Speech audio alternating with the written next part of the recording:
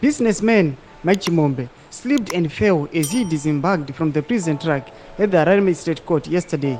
He slipped from the stairs and slammed onto the ground in what he was nasty fall. He sustained minor injuries on his head and hand.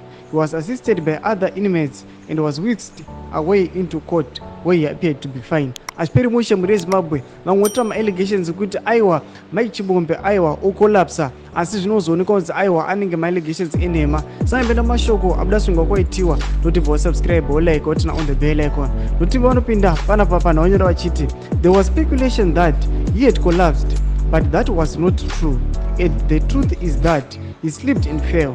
He appeared in fine spirit in court during proceedings, and when he chatted with the Prophet Passion Java, who attended the court session to offer moral support, Chimombe and Moses Mpofu, who are facing fraud charges, spent another night in remand prison yesterday after their lengthy bail application was postponed to today for continuation. Muri Zimbabwe ndona usobuda kwanyungu yakaitiwa zvinzi aiwa ma-allegations ari kuti nzi aiwa akakolapsa aiwa ndenhema chipotudze mafungiro enyu kuti kudipa musoro pechitiko chakadai bvudzi munhu angangodoni zvizvi zvamufunga kuti zvingava zvakakonzeresa kuti adoni.